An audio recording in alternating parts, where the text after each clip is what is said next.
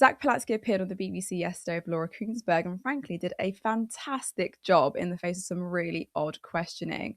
First off, Laura asked about flying. There is a test for the Greens about whether or not you can become that really serious force with your potential eyes on number 10. One thing you've said, along with not using drink or drugs, is that you don't fly. Now, that's from an environmental position.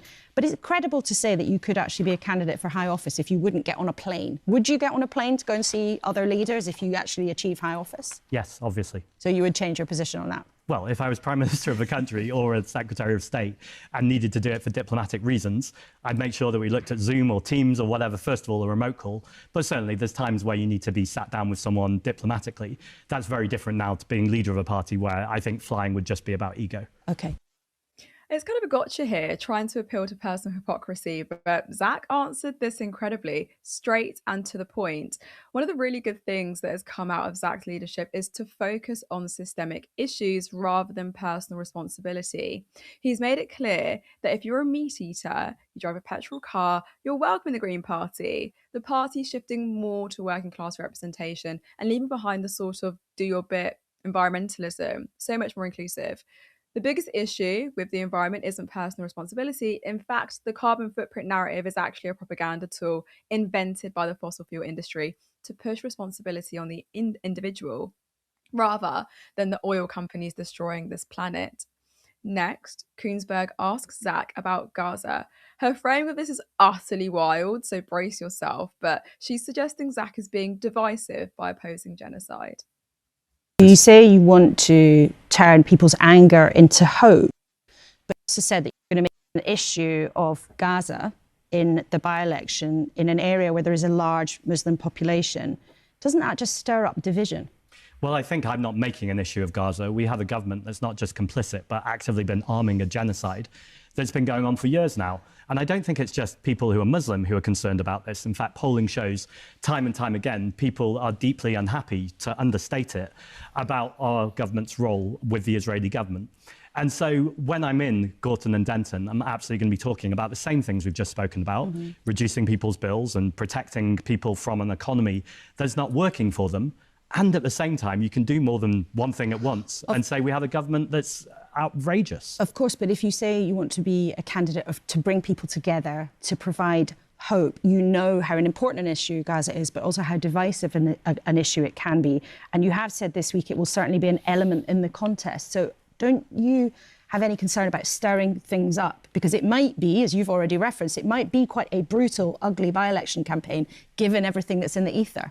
I don't actually find it divisive. I think if you're taking money from arms companies, I can probably see why you might plant the attack line that's divisive. But what I'm actually saying is that we need peace, both for the Israeli people and the Palestinian people. I don't think that's a divisive message. I think that's a human rights message. I think given that the majority of British people oppose what Israel's doing, this is a unifying message. Yet Laura's suggesting that opposing the mass slaughter of men, women and children is divisive. Frustrating. Finally, Kuenssberg asks Zack about Keir Starmer's drug jibe against him. Let's talk about another issue then, because the Prime Minister had a pop at you at Prime Minister's this week. He said, "High on drugs and soft on Putin." You called that disgraceful and disrespectful. Isn't that part of the, sometimes pretty brutal banter of Prime Minister's questions? It's absolutely part of it, but I would note that I wasn't there to reply, so I'm glad to be on your show now, which I would argue has a bigger audience. That was beneath the office of the Prime Minister. Let's start with the drugs comment. First of all, there are thousands and thousands of unnecessary deaths from drug harm and from dangerous drugs. And actually what we need is a public health approach. That's not me saying that, that's experts who work in the National Health Service who say this just isn't working. So when I talk about legalizing drugs, the key bit is it's about legalizing and regulating. If someone has a problematic relationship to drugs, then surely the answer is to make sure they're seen by a medical health professional who can help them. But to have Keir Starmer making cheap jokes, delivered badly, by the way, from the dispatch box was pretty disgraceful. Let's talk about drugs, shall we? Let's talk about drugs. Let's have a frank conversation about these things. The Greens have been attacked left, right, and centre quite a lot on their drug policy, mainly from the right wing and from anyone who doesn't understand what the Greens are talking about. And it's as if it's some kind of crazy idea that promotes mass crack and heroin drug taking in the streets. Adam Brooks, right wing commentator, said, drugs kill people, you absolute moron. But drug legalization is, of course, not about advertising drug use, but understanding that the war on drugs hasn't worked. Those who see this as a silly policy, as Brooks clearly does, have never actually engaged in the argument. In order to have an opinion, it's important to speak to experts and drug reform campaigners like we do. This is Curtis Daly speaking to Zoe Garbett, member of the London Assembly and drug reform advocate last year, on how the war on drugs has failed. The UN High Commissioner for Human Rights has said that the war on drugs failed and we need a health-based, evidence-based approach to drugs. So I do think there is that's a really incredibly important voice, I think, for anyone who says they're on the side of human rights. They know that they need to be calling out the war on drugs. The UK has become an absolute outsider on things like cannabis. We've got countries, Luxembourg, Malta, Netherlands, Germany, and many more, regulating and legalising the access to cannabis, which puts us at a complete outlier. I'm hopeful that we will start having those conversations in the UK. But I think, public health professionals talk about taking a treatment-based approach. The Carol Black really important report from 2021 said that, it showed that not only did the criminal market and have all the costs of the way that we approach drugs cost billions, almost 20 billion, and talked about, needing to take a health-focused approach and invest in treatment. And lots of people can get on board with that. People want to see people getting the help for, their drug use. But I go one step further and say that we need to look at the root causes and look at how people access those drugs and the causes of people using drugs, and then look at how people could access that through health professionals. So I remember when that video came out last year, and it's a bloody amazing video. So I would recommend you watch it. I'm not being biased or anything. It's not because I'm part of Turn Left, but it is available on our channel, so go check it out. But let's bring Vanseka in. Vanseka, how do you think Zack Polanski performed against Laura Kay? Yeah, I think he did really well, to be honest with you. You didn't show the clip of this, but there's a really underrated moment before he's being interviewed where he's juxtaposed against Steve Reed, who's like a kind of Keir Starmer ally, and there was like an ocean between them in terms of how they came across. Like Zack Polanski comes across as clear, like cutting. You know what he's about. You remember what he actually says. Steve Reed was just like totally bland and like baffled and didn't land any messaging. And it is really like night and day now watching Zack Polanski against an awful lot of politicians, but particularly these Labour politicians. In terms of an ability to be able to communicate ideas. He talks about rent controls as well in that interview, which is exciting. It's not often that we get to hear about rent controls in sort of mainstream media as well. So I thought that was really cool. And I thought it was really funny the way he was just able to provide a very straightforward answer to the flying thing. I think Laura Kuenssberg thought, oh, I've got him. I'll get him to have to triangulate into all these awkward things that most politicians do because they're often saying things they don't even really believe or they know aren't consistent. And he was just like, yeah, I'd fly. And I thought it was funny. It's like she thought she got him, and he was just like, yeah, of course I would fly if I felt like I really needed to. And I thought that was super effective. And just, I know lots of people really enjoy seeing Zack Polanski actually just answer questions. It's the bar is low, but that's a really refreshing thing in our politics, right? So I thought that was good. This line of questioning that Laura Kuenssberg follows around Gaza and the suggestion that genocide or opposing genocide is divisive, it's obviously really quite concerning. I know the British public have shifted their minds quite a lot towards a more supportive stance for Palestinians, which is great. I'm glad that's happened. That's happened over the last few years. But to be honest with you, even if it was a minority view in this country, I think there is still something quite sick and uncomfortable about sort of characterising what we know categorically by genocide experts has been called and labelled genocide. There's something really sick and horrible, I think, about referring to it as divisive.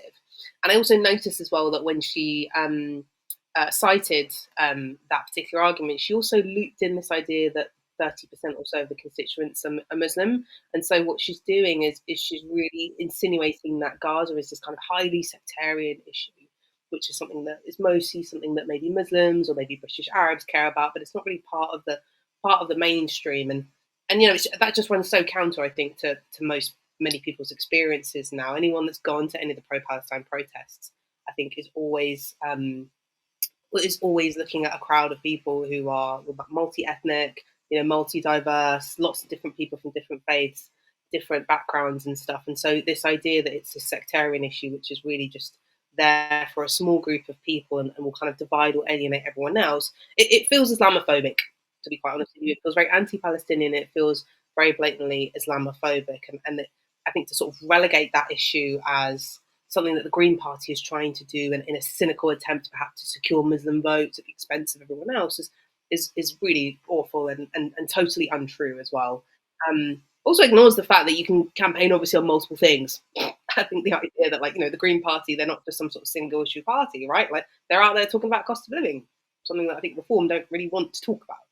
So yes, of course, there will be some people in the constituency who don't care about Gaza or are not particularly interested, or it's not a high priority for them, but they probably care about their heating bill.